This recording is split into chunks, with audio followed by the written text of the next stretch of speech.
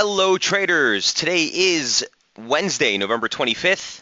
Michael Boutros here for this live intraday strategy webinar on SB Trade Desk. Guys, good to be with you this morning. We're about 30 seconds out of today's US data stream. You're looking at personal income and spending and durable goods as the main highlights to today's release. The highlight for durable goods, preliminary print for October, is expected to come in at 1.7. Nice rebound from the contraction of 1.2% we saw earlier.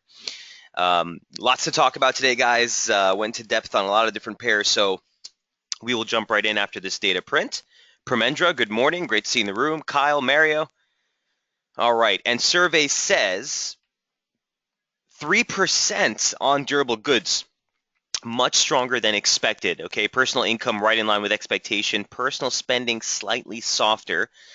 Core, or the PCE rather, core PCE, the Fed's favored gauge of inflation, also slightly off expectations. So we did see a hold at 1.3%. So I'd say this is a mixed batch of data. If anything, it would be slightly positive for the dollar. Durable goods with a nice pop higher. Durable goods ex transport also higher than expected. Real good on non-defense, which is a good source or a good gauge of business investment. October preliminary print at 1.3 versus 0.2.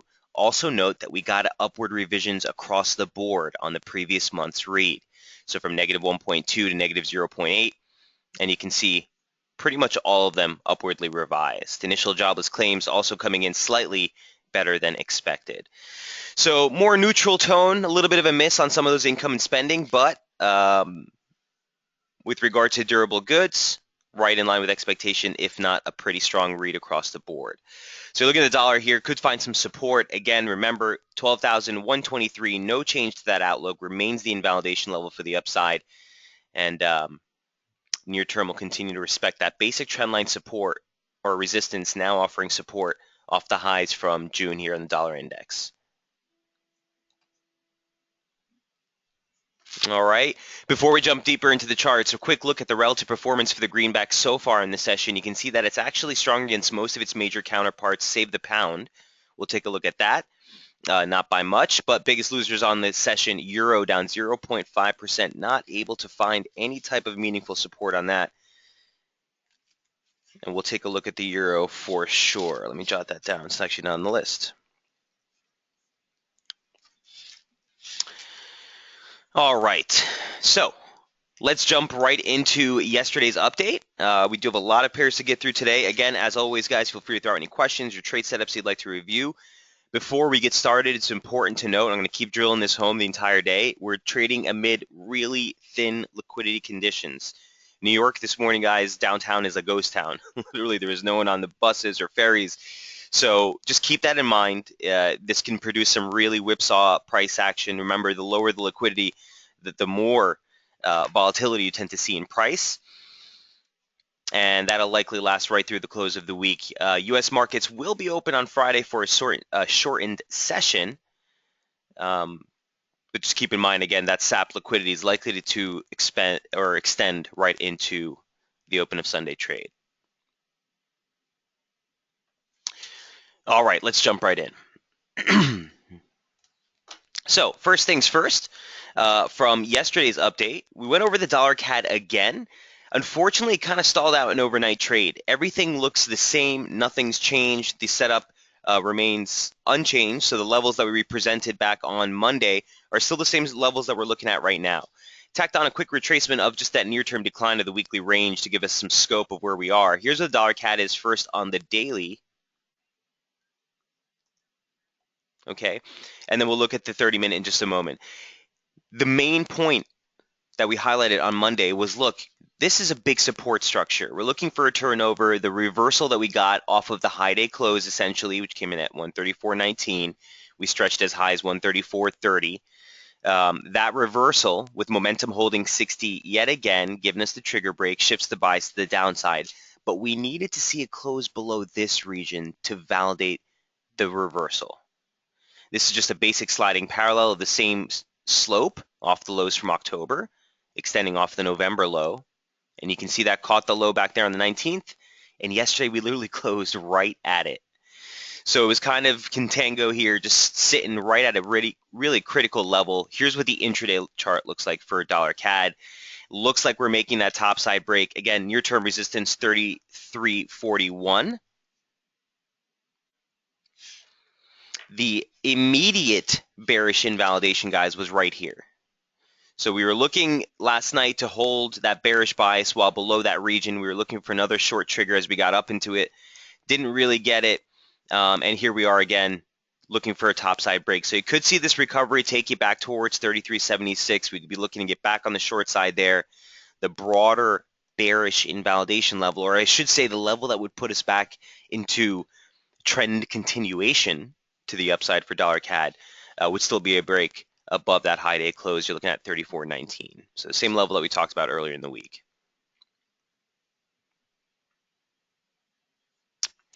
So flat on dollar CAD, unfortunately didn't give us another short opportunity here last night. You saw some contentious price action, actually in a 5-minute trigger. I was looking at it this morning. It did actually give out for a short.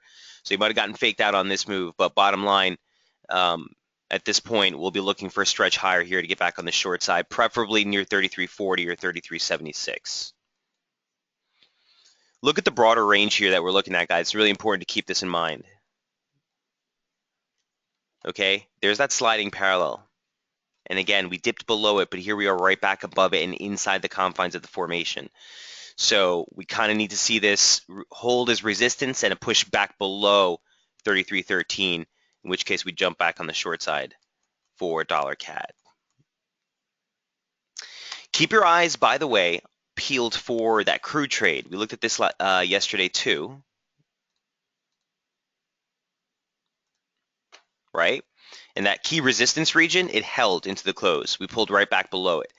And this is why we always stress the closes. Guys, remember if we were talking about Aussie Key, that was another one that broke a major critical resistance, pulled right back below. We didn't close above it. Yesterday we pushed through again. We're still kind of fighting that. We'll look at that in a moment. But as it pertains to crude, we'll want to see this break of 43 for a near-term reversal play. That would give us further conviction for holding that short side bias on dollar CAD. So something to keep in mind here for the loonie trade. No changes to our levels or our outlook on dollar CAD. Any questions on this?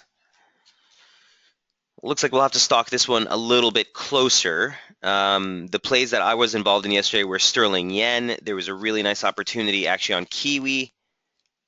Sterling Oz, we just closed out of that as well.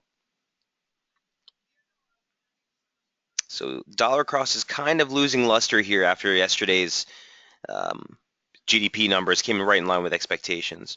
All right, next up on tap was sterling yen. And this was a setup, that I'd highlighted also on Daily FX yesterday. Just wanted to highlight a major critical region. Near term, this was huge, right down at 184.30. You're basically looking at the monthly opening range low. So inherently, a break below that would keep the short side bias in play. But you had some divergence into a pending trigger break yesterday. And we said, you know what? First of all, when we published this earlier in the day, we had jumped into a long position right on this break back above 30 momentum. So we actually closed out a nice 33 pip scalp to the upside there. Again, we were looking for a stretch higher to get back on the shorts. We've now broken this channel resistance. Let me bring the chart up. And you could get a stretch higher. Broader structure or broader trade remains unchanged. Okay, really critical region. Basically, you're looking at the lower median line parallel. And if this structure is in play, again, it's too close to call right now because we haven't gotten too many plays off of the median line formation. But a slider off of that high from the 9th literally almost caught that to the pip. So the momentum signature still looks pretty bearish. You might see a rally back towards 85.92 November open. And again, as long as we hold below this, the immediate bias remains weighted to the downside. Still need to break above 87 to invalidate the trade. So another one where the turn looks pretty good. Okay, so here's what we looked at yesterday. Immediate focus was bearish below 84.88. There's the break. Momentum above 60 for the first time this week. Look for a rally near-term resistance 185.54, 186. And again, this is where we'd start to look for a little bit more, or be on the lookout rather for short triggers.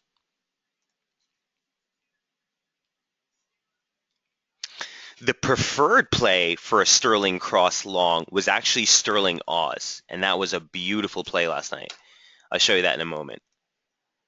So after the longs that we took on this yesterday, we haven't done anything. Again, I wish I was still holding a portion of that, but we're still within the confines of this descending channel. So at this point, not going to try to jump on the longs. We'll let this thing give us a little bit more of an upside stretch to get back on the short side. Mark saying comment on dollar CAD. This sucks, LOL.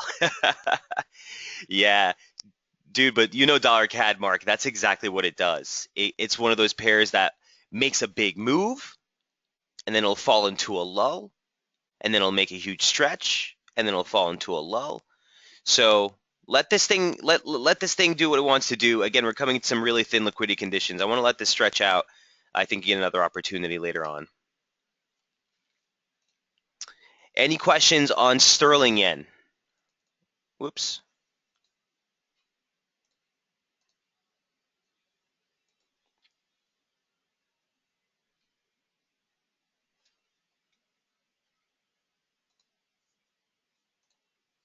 Here's what sterling yen looks like on the 5-minute, by the way.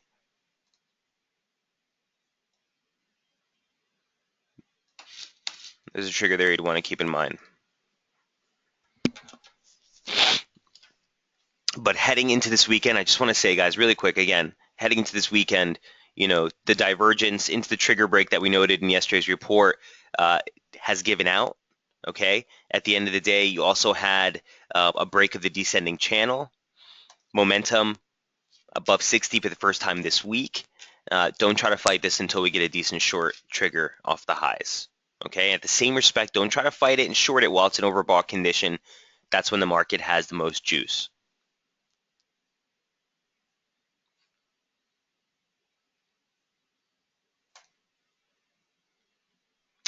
Craig, we'll take a look at some Euro crosses. Remind me, man. I actually don't have that on my list today.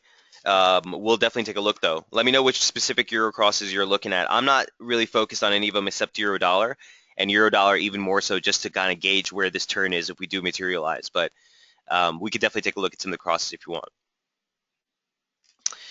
All right, next up on tap, my friends, I do want to jump into the last one from yesterday's update and then want to cover some of those radar charts. All of those are still in play from the 22nd. So we'll take a look at that. But next up on tap was Sterling Oz, and I think this was the best setup last night. Listen, huge region of support. Okay, let me take a step back. There is still a possibility that you touch or tag a more critical region of support a little bit lower, more towards 206. But here's what we're looking at. A median line off of the highs. This is basically a shift, modified shift. So you're just basically using that basic trendline resistance slope. Comes in right at the lows we made last night. This also completes a 1618 extension off of the highs from just September trade. Right here, you're looking at the gap close that we made in July. Although it was filled, still a level to keep in mind. More importantly, on a longer term basis, that sliding parallel. So if we take this wide base formation from the October 2013 and September 2014 lows, a parallel off that extended from November's low of last year, again, all coincide right here, right here. So long story short, we're looking for a little bit of an upside pop. Again, a pair of which the broader downside is still in play. So inevitably we'd be looking to sell it, but last night offered some nice opportunities. It's very important that we keep in mind when we're counter trend trading, which is why I kind of made it a point here to say tread lightly, because we're counter trend trading, right? The trade is on the south side, momentum is bearish. You broke the opening range low for the month earlier in the week here. You broke this consolidation, which lasted for 3 weeks. There's a lot here that shifted to the downside, but that's exactly what it is. It's a trade that's at downtrend support. So you want to be a little bit nimble on the reversals here, but it actually panned out pretty nice. Here's what the intraday chart looked like. And here's what we looked like last night. Okay, so that major key region, excuse me, guys, lose my voice, 207.26 into 207.91. I know that's a larger region, but you're looking at a 52 pip for a quarter of the daily ATR. So we're putting in 208 pips on a daily basis here for Sterling Oz. So when warranted, give yourself the cushion. At the end of the day, we saw some nice divergence building into a pending trigger break. Again, we highlighted that last night. We were looking for that topside break to get us on the long side. You did get the break, okay? And I almost freaked out a little bit here because this did dip down to test the lows, but with a stop against that low, offered us free reign, 52 pips. Again, we hadn't broken out of that range, so I had a limit right back up at that 79 or 207.90 level.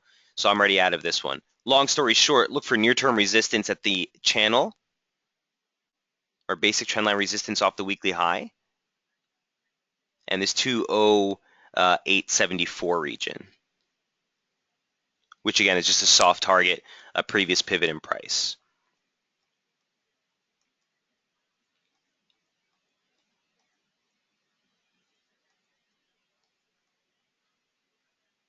Okay, that low that you made there in July. So really clear levels. If you're holding those longs from last night and you had a little bit more foresight to hold that than I did, then make sure you're looking at that 208.72 target, that upper median line parallel. Again, I'd look to start cleaning the trade up, maybe taking some off the table, stops at break even. If not, close it. If 60 holds as resistance, might be another nice short trigger to get back into that major support. But this is critical. If we spill below 207.20, you're basically looking for a much, much steeper drop into like 206 is what I'd be looking at. Here's the daily chart again. Below this, there's really not much. You're looking at 206 would just be a soft target right at that confluence. If it waits, if it's closer in time, you're looking at the 200-day moving average, the lower median line parallel, and the 50%, and the 1618, all piled over here around 205.40, 205.30.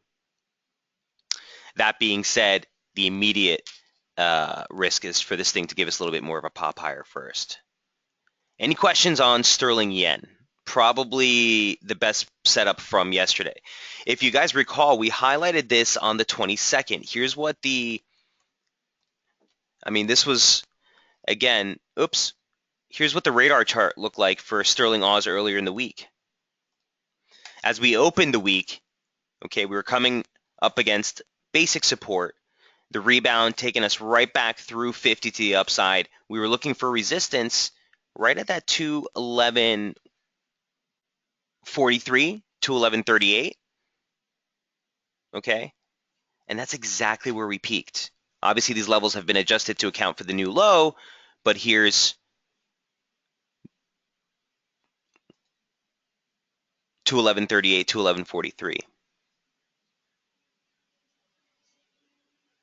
Okay, so we came right into that. It held. There was the median line downside break. Even on the short term, aside from everything we looked at on that daily chart, which would suggest you're at support, even within the confines of this descending formation, there's a lower median line parallel again. And we've already seen this median line formation catch some highs, catch some lows, and even test the low as a pivot resistance. All right. So if we do see a break above that 208.70 level, look for targets at 209.50. Look for that median line that coincides over with the 38.2 pretty much into the close of trade here in the U.S. today. Any questions on sterling Oz? Favorite setup so far? Again, since that 22nd update radar chart, it's taken down all of those downside targets. So here are the new updated targets. They're basically just a little bit of slight adjustment to take account that new low. So if you need to take a snapshot of this chart, guys, do feel free to do that.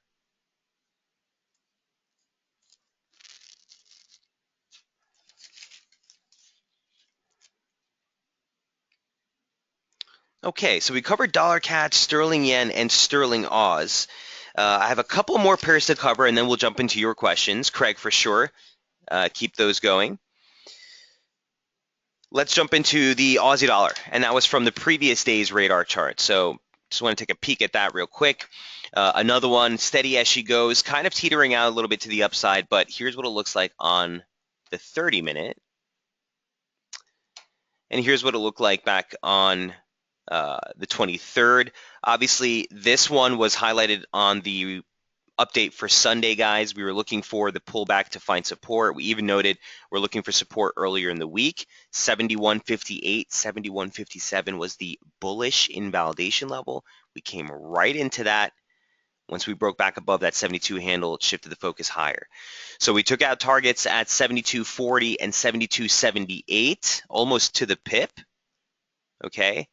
The high here was 72.82.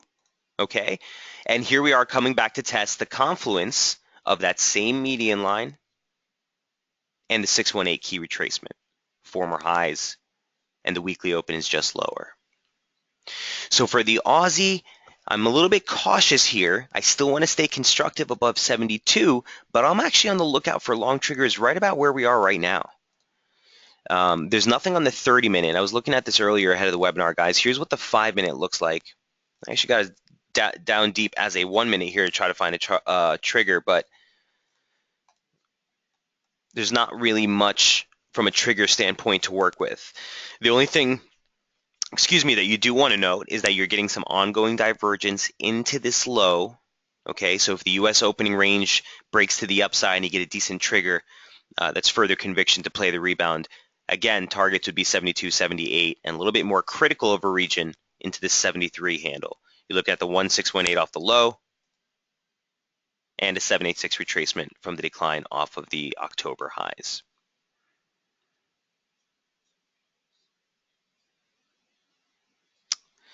All right, so the game plan heading into U.S. trade, if you see a break lower, look for 72. We've raised the bullish invalidation level from 71.58 into that 72.06, 72.10 handle. Questions on the Aussie?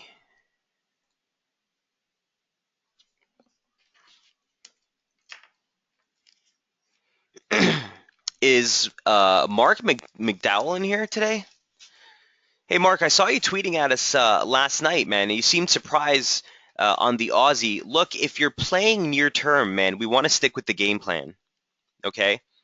It seemed like you were trying to short this thing yesterday right around that 72.65 level, if I'm not mistaken, Mark. And we just want to make sure we're playing the levels, man. Stick to the plan.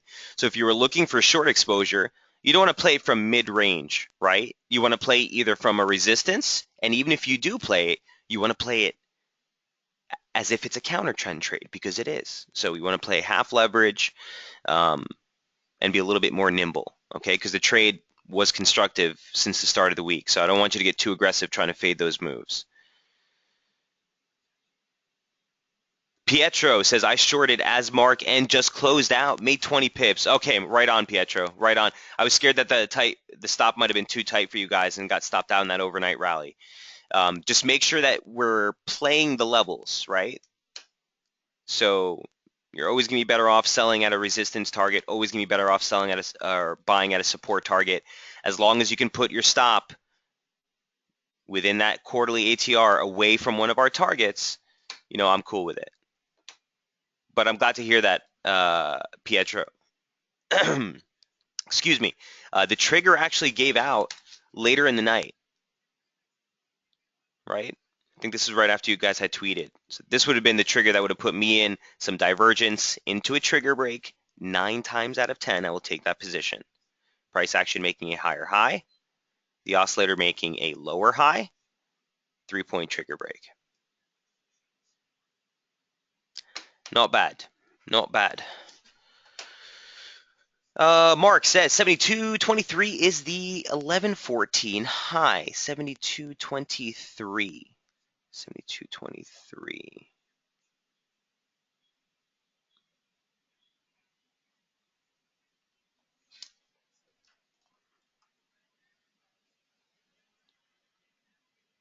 Sure. Yeah. November 4th. Yeah, I'm looking at it right here. So that could be a decent entry too. I like just to focus on the invalidation. So my invalidation would still be here at 72.10 mark. And the only reason is because that would necessitate a deeper push below that median line formation. And more importantly, it would necessitate a break of the weekly open rather. So as long as we hold above the weekly open, and I kind of put that in my notes to myself, I was writing constructive above weekly open question mark. So I do think if you hold the weekly open here as support, you might get a nice entry in the long side. But either way, yeah, into 72.10, I'd be looking for those long triggers. Make sense? Mark, does that help? He says, okay, okay, yep, exclamation point, right on, man. Aussie dollar 5-minute. I thought I saw a long trigger at 72.50 about 30 minutes ago. Why was that not a good one, says Graham. Let's take a look. Aussie dollar about 5 minutes ago. I thought I saw a long trigger at 72.50.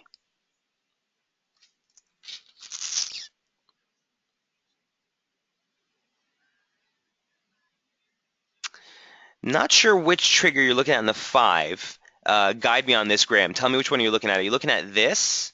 Would have been one I would have been sort of checking out. That's about it as far as long triggers are concerned.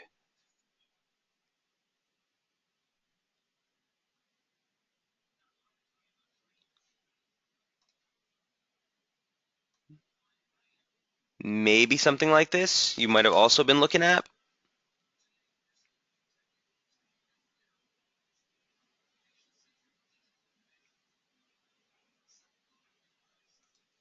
He says, yes, that one. All right, cool. So you're asking me, Graham, why would you not take this one? Okay. This is actually a great trigger, and I'll tell you why. This is something I would have been looking at. There's one answer to your question. I think you know what it is, but here it is.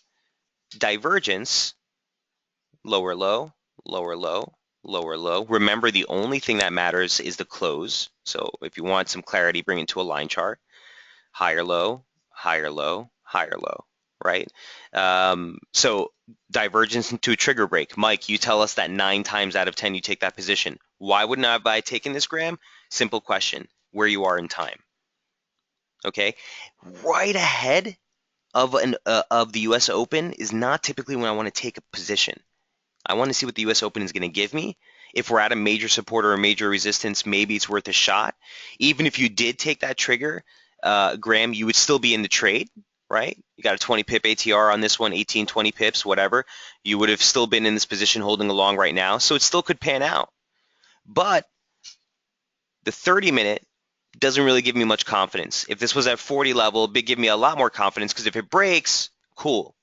You know, that's my validation real quick to get out. But there's no trigger that's even pending here per se on the 30-minute, and you're just ahead of the U.S. Open. You didn't even open the futures markets yet. So I usually will wait till at least 8:30 to let things kind of pop up. Let's see if there's a sudden move as markets come online, if there's a sudden influx in one direction, and sometimes that can be a tell in and of itself. Does that make sense, Graham? He says, okay, I keep forgetting the rest of the world in not on London clock. Okay, good information, he says, Pietro. Cheers, Pietro. Graham, I hope that offers some clarity. But you're absolutely right. That's a trigger in a normal circumstance. If we were, 8:45, 9:30, especially 10 into the 12-hour, believe it or not, right into the close of European trade, has been offering some really nice entries. But you're absolutely right. Aside from the timing of when that trigger gave out, that's nothing wrong with that trigger. That's a beautiful trigger. Divergence into a trigger break, 9 times out of 10, I'll take that. Good question, Graham. Good question. Pietro, I'm glad that helped you out too. Chris Hudson, great to see you, man. Says, good morning, Mike. Late, apologies, no worries. Are you looking at any setups on the dollar yen or euro dollar? If you have talked about it, no worries. I'll listen to the recording. Thanks. Chris, I haven't gone over either of those yet, so you're right on time, brother. Any other questions on the Aussie before I move off? I have 2 more pairs to go through, and then we'll jump into your questions. So looking for support, looking for long triggers. I do like a pop higher here. If we break 72.40 into the open of U.S. trade, the bullish invalidation level will bring up from 71.85 into 72.10 at this point. But just remember, guys, the broader picture. We're working a pretty constructive play. Objectively, we've broken the monthly opening range high. We've tested as support. We're pressing higher. I do like it. I do like it.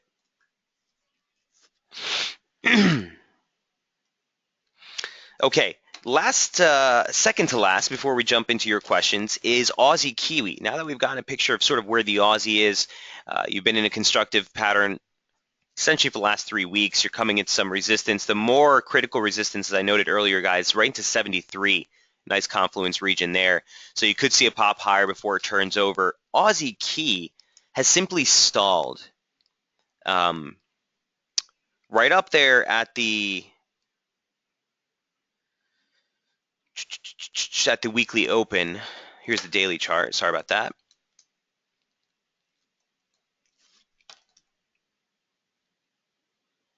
At the September open, rather, excuse me, is sort of where we stalled. Here's the September open right here. This one, remember, we were talking about this close above 102. We didn't do it on Monday. We closed just below it. Finally, yesterday we did, but now we're kind of just stuck here, stalled out right around that September open. Now, the focus still remains to the upside above 110, 110.20. If you're not sick of hearing me talk about this trend line, there it is just one more time off the January 2014 low. The premise of the trade still remains constructive above that. The 618 retracements at 110.20 and the 100-day moving average comes in right at the 110 handle. So broadly looking higher above this region. Here's what the intraday chart looks like. So 1066, that's the September open right there. It's kind of just straddling it right now. Bullish invalidation for the immediate topside bias, 110.20. Let's say into 110.10, this support region right here. Even within the confines of the ascent, you have a median line formation right there. And again, there's that larger 2014 January trend line. So a little bit disappointing, you know. I thought we were going to get a little bit more of a widening for the ATR here as we opened up the week. It's been really, really tight, so I haven't taken any positions on it. You haven't gotten any decent triggers either. So we'll look to see if we can get a pullback, and let's see if we offer some long triggers here. This would be a conviction trade, not only because you're at a support confluence, but also your stop would be nice and tight right against the weekly opening range low.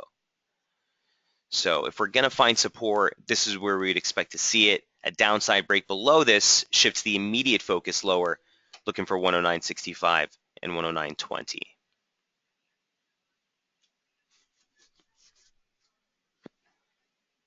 So steady as she goes. It's a slow burner. Still looking a little higher above that 110.10, 110.20 level.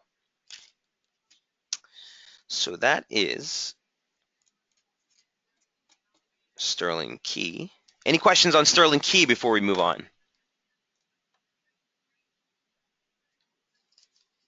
Or Aussie Key, excuse me. I'm reading that question from Avery. Wants to look at Sterling Dollar. Definitely will take a look at Sterling. In fact, that's the last one I have on the list. Sterling Dollar. Let's jump right in, Avery. So here's what the British pound looks like on the daily chart. Avery's question is, Mike, if Sterling Dollar breaks above the Sydney-Tokyo high, is that in itself a trigger to go long? Avery's, I want to pick my words very wisely here.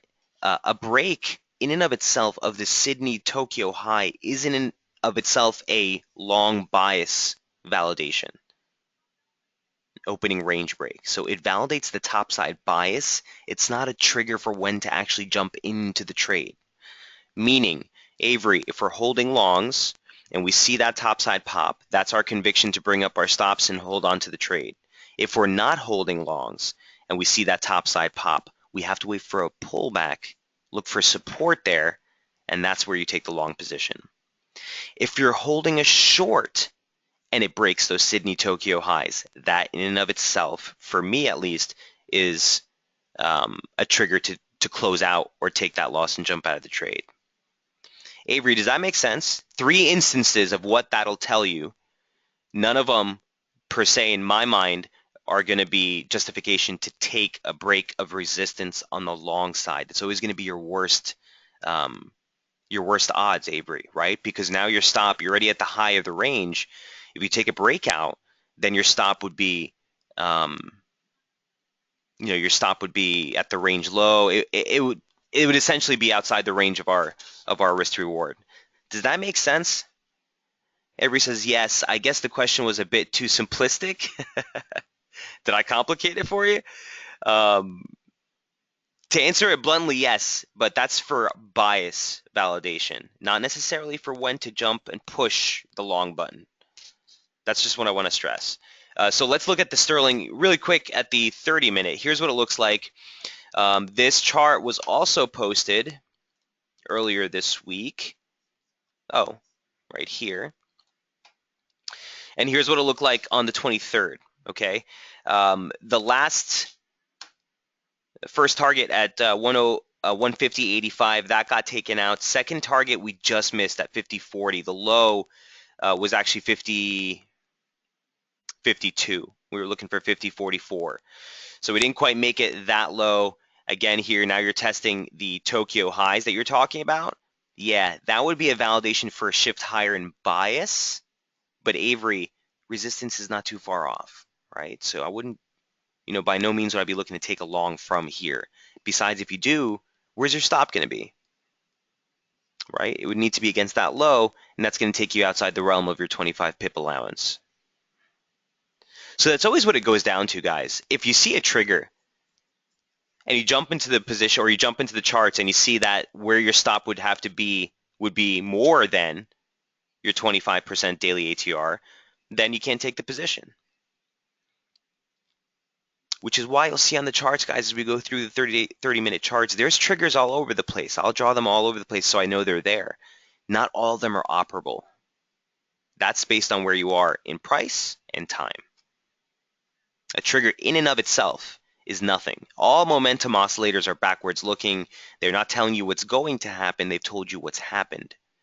Now, we can use these triggers to tell us when there's a shift, a material shift in the momentum, but in and of itself, it is not a strategy. It needs to be accompanied by a break in price, a reversal off key support, something of the like, a break of the weekly opening range or session opening range to actually make it operable.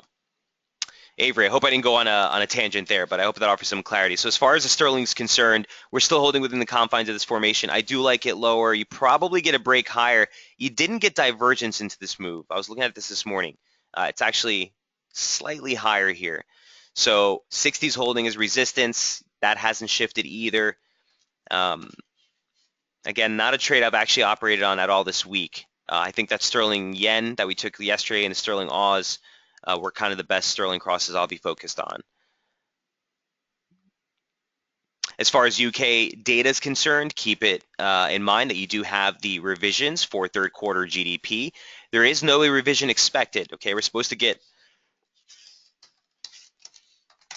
see those second reads coming right in line with what we got earlier last month, but GDP for quarter on quarter expected to come in at 0.5%, no change. Same thing with the year on year, expected to come in at hold at 2.3%. And that's on tap on Friday. So not quite done with the event risk for the sterling this week. Avery says, not at all, Mike. I have a better understanding of the proper way of scalping. Thanks to you. I appreciate that, Avery. And again, here to help. So definitely keep those questions coming, guys. I'm sure there's other people in the room who have very similar questions, so feel free.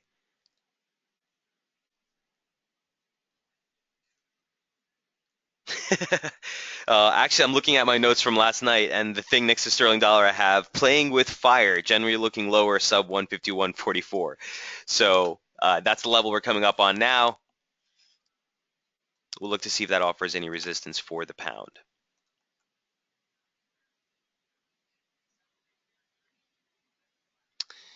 And actually, there was a short trigger here. I didn't see this till just now, but there was actually a nice, decent short trigger right here. You stretch into the Asia high, short trigger gives out, you rally again, it fails, you have a conviction stop against the Asia high, you're looking for about 25 pips. You got more, you got plenty, you got double that on the stretch to the downside. So the opportunities are there. just you got to be cherry picking which ones are the clearest and which ones are going to be your best triggers in this type of environment right now as we get into real thin liquidity conditions. Mark says, question, the weekly open, do you consider that 6 p.m. New York time or 5 p.m. New York time? It's 5 p.m., Mark. Honestly, man, I just go to the daily chart. Wherever the candle has the open price, I just tag it up for that day. But typically it's 5 p.m.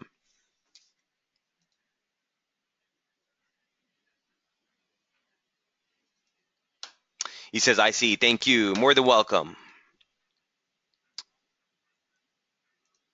Okay. Let's jump into the other Euro crosses. I see a lot of questions on the Euro crosses. So first things first, I do want to take a look at, oh, Chris, and dollar yen for you as well. Let me write that down. Let's look at the Euro dollar. So here's what Euro looks like. And again, I haven't touched this in, it feels like weeks now as far as specifically versus the dollar, but we're still in a critical area of support, guys. Okay, don't mind the 88.6. That's just there. More importantly is that 2000. That's not a typo. Trendline support from the year 2000. I'm going to keep scrolling, all the way there. Tagged it once in 2000, tagged it again 2001. It was almost to the pip, the low stretch that we made here in March of this year. And that same trend line is right there, being tested today as support. Now, just below that, you have two things that you want to keep in mind. Again, this is making an outside day reversal here today, but you're at major critical support. Beside that trend line, you have the low day close, okay, for March, or April rather. That comes in at, what is that, 105.65. Okay, it's that dashed line. And then you have the lower median line parallel for the formation for the current operative structure. And that comes in just lower. So you could see another like 40 pips, 50 pips to the downside. Am I really interested in playing the shorts down here? No. An outside reversal day, typically a bearish formation, but oftentimes, and I've seen this happen numerous instances, when you see those outside reversal days at the lows, a lot of times this will be a blow off or a last ditch effort to make a break. That being said, you are in a downtrend. You did fail just ahead of the slider, but it's a downtrend at support. Here's what the intraday chart looks like. Okay, so within the confines again of that formation, you can see that that lower median line parallel comes in just lower. We brought up that April low day close, which comes in just above that.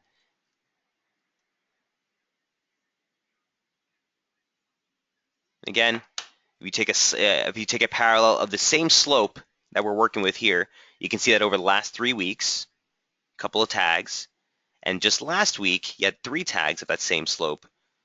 All highlights major key support. if you're getting the picture, all highlights, pretty big deal, just lower in the euro.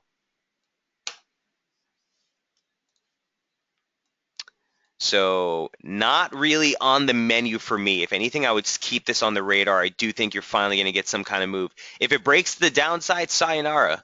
Probably have a real clean pivot right down, or plummet rather, down into like 104.80. It's a 100 pip drop. But that being said, momentum continuing to show divergence. Remember, when you're looking for divergence, all you're looking for is that the oscillator is not confirming an extreme in price. So a lower low, even if this holds equal lows, in my mind, that's divergence. So if we break to the downside, again, the levels are pretty clear, I think. I'm still contentiously looking for some more signs that we're putting in, or we're trying to put in some sort of near-term low here. On an objective basis, you set the weekly opening range nice and clean. Here we are testing the opening range low. And again, when we get a break of those opening ranges, you typically want to see the market run a little bit. The fact that we're kind of dilly-dallying here, we're just straddling that opening range low, again, suggestive that you might be seeing the downside start to wane near term.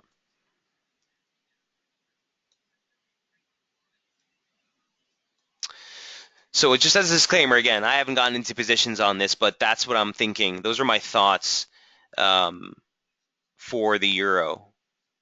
Any questions on this? Mark says bad sign, yes. 105.50 maybe 105.50s. Yeah, I mean that would be a better area of which I would expect to see a little bit more of a stringent support bounce. But I mean, on a trade like this, guys, I don't have much I can do. The momentum signature is still bearish. Price is pretty close to support. Um, if anything, this would have been the trigger to work with. Here's your low in price. That would have been the trigger to work with, and that was a break in early European trade.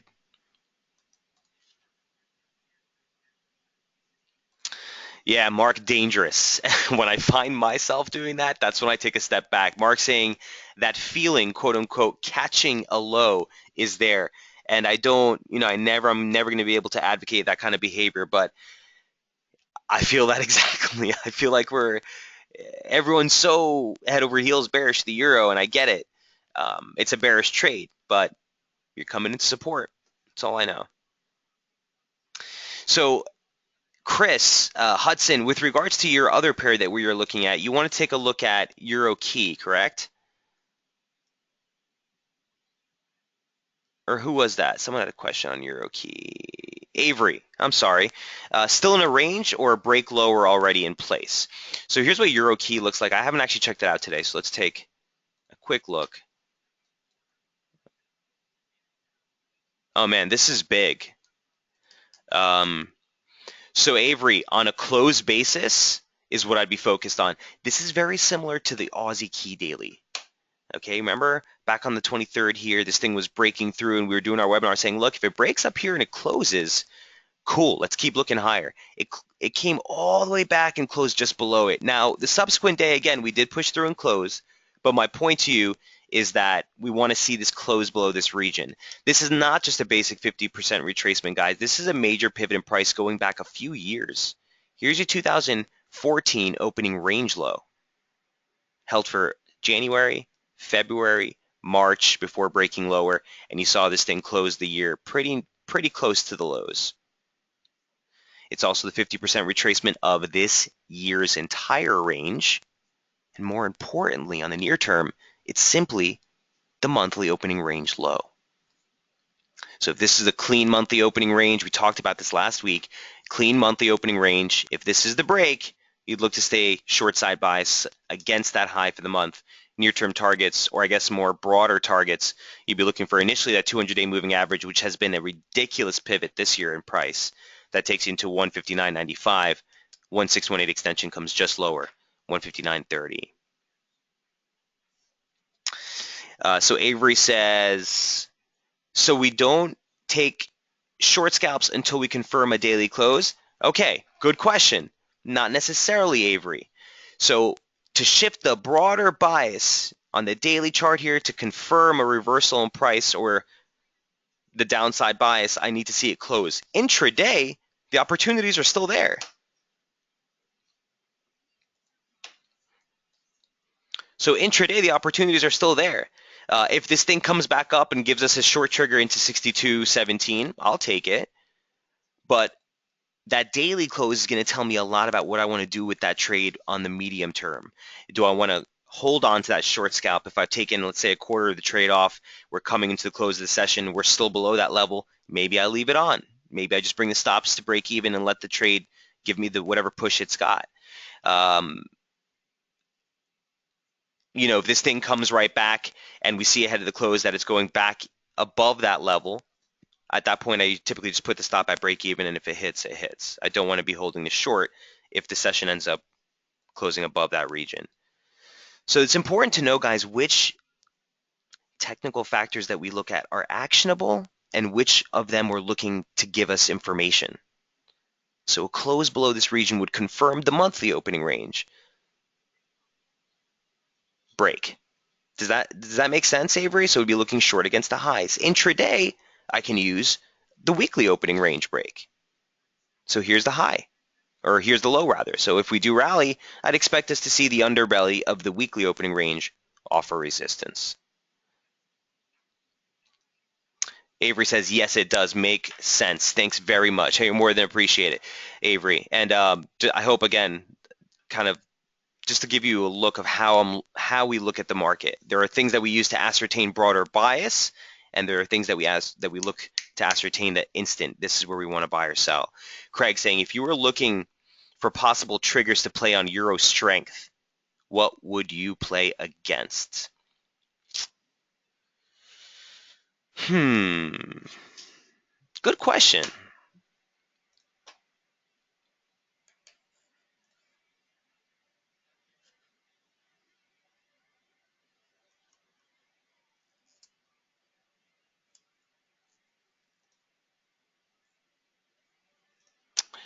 I'd have to say,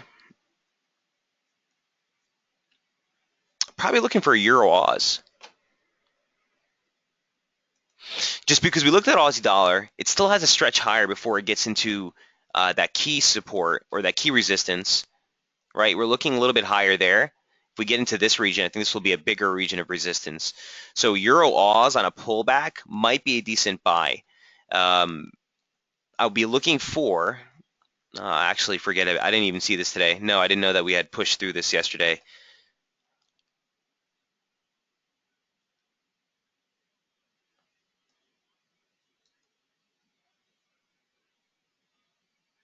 Yeah, this is a huge break. Sliding parallel for this formation that we've been in since last year.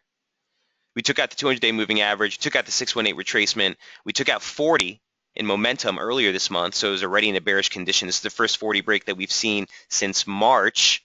First break sub 40 from overbought conditions since January.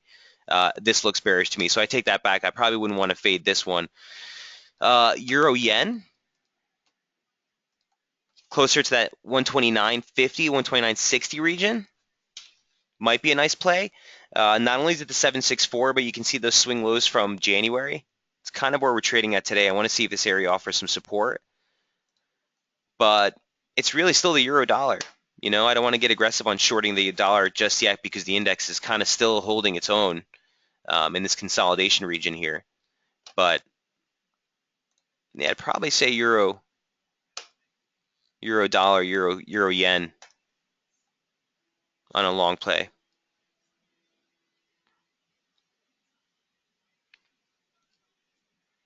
But Craig, like I said, I haven't taken any positions on the euro crosses as of late. Let's see what that euro Oz looks like near term.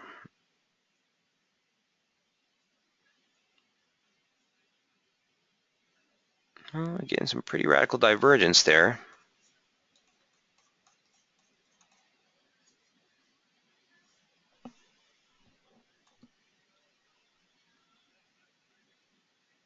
Yeah. Nothing on that. Nothing on that. Craig says, "Thanks, Mike. Hey, anytime, Craig. I wish I had more conviction on you, but I just don't. I just don't like the euro right now.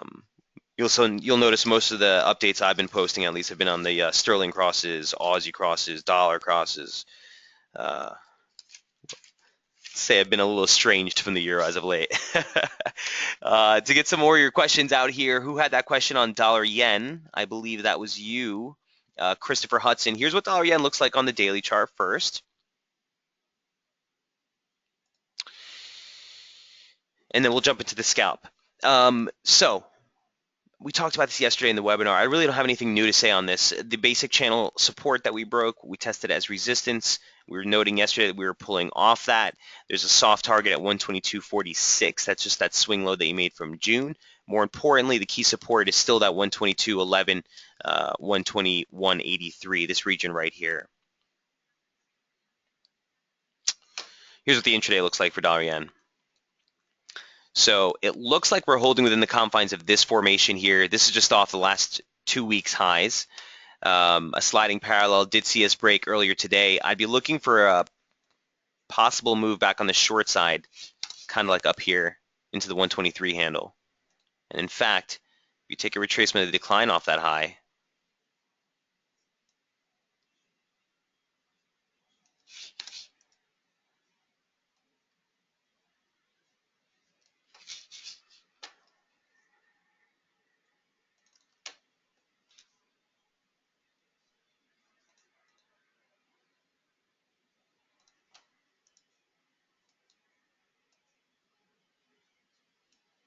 I'd be starting to look for resistance right near 122.99, basically 123.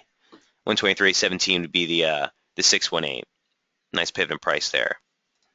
But I'd be looking for short entries as you get close to that. I was a little contentious using this earlier in the week, but you've seen it now at this point. Pretty comfortable. Pretty comfortable. Support, support, support, support, support. You even had divergence all up into those lows.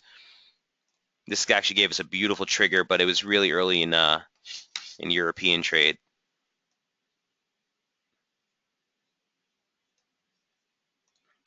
Again, divergence into a trigger break wasn't the cleanest.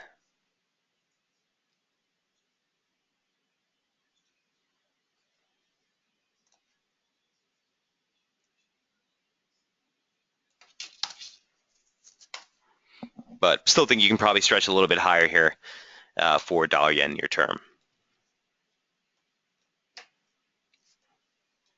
Chris, does that help on dollar yen? Feel free to take a snapshot of the levels if you need them.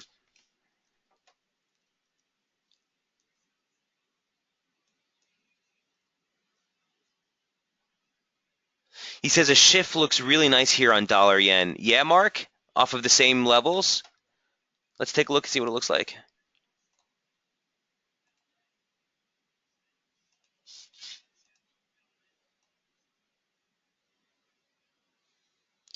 So I see why you think that, or I see why you're looking at that. It looks like it just caught this high here and you might move lower. But remember what I told you earlier, man, most of the time I've seen that the deader slopes are typically the ones that have given us a little bit better of longevity and accuracy with the trade. So by deader slope, I mean the one that's going to give you the more, the flatter of the slope. The sharper the pitchfork, the lesser duration, I want to say, or the less time it'll actually hold price. Not only that, but I've seen, clear-cut conviction with that median line, both as resistance and as support now.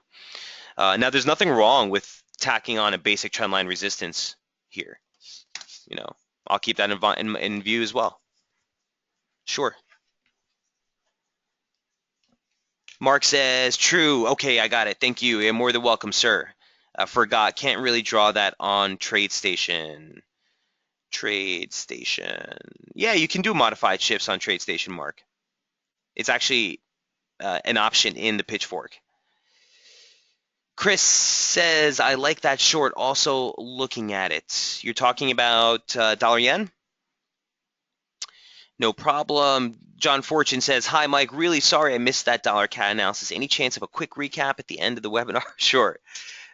Chris says, yes, on that dollar yen. So we'll be on the lookout, Chris. I do like it. I do like it, man. It's just don't forget, this thing won't turn over. You know what I mean? And it's in consolidation. So always be watching this, trying to sell when the index is at resistance, just because if the breakout happens, I'll have that little bit more of a heads up before it makes its run. John, real quick for you, my man, here's what dollar CAD looks like. We did go over at length in the session. I'll have this posted for you, but a little bit of a lackluster play. The invalidation level that we noted for the immediate downside bias last night was 33.18, right? So we kind of probed right through that. I was telling the guys here in the room, I'll be looking for short entry again near 33.41, or if it does break higher, 33.76. The end of the day, the broader trade remains, the bearish invalidation level hasn't changed. It's still 34.19. Basically, the upper median line parallel is what we're looking at. So still favoring the short side.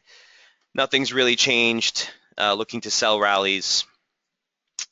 Specifically, if we start to move back sub 133.14, 133.18, this region, the downside targets all remain the same. Still like the short. Still like the short. So, John, hope that helps on dollar CAD.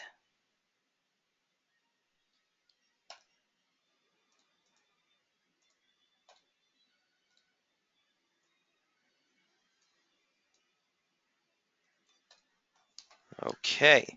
Euro, dollar, dollar yen, sterling Aus. All right, that covers everything on my front.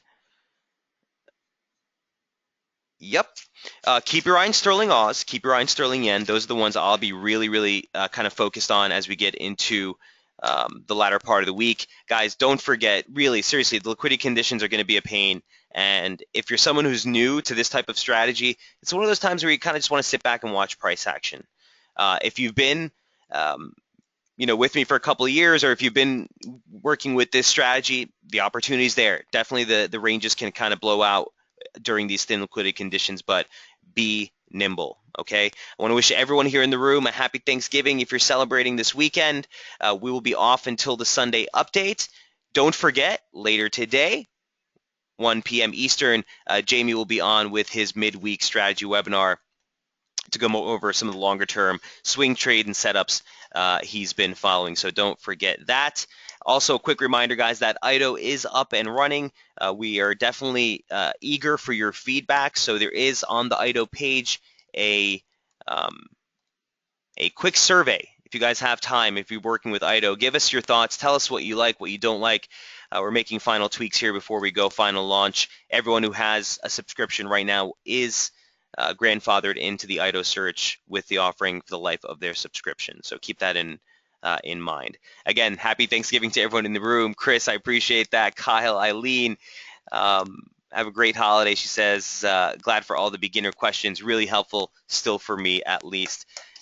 We'll always be, and that's what we're here for, Eileen. So again, thank you. Happy holidays. Have a great weekend. We will see you next week. Cheers.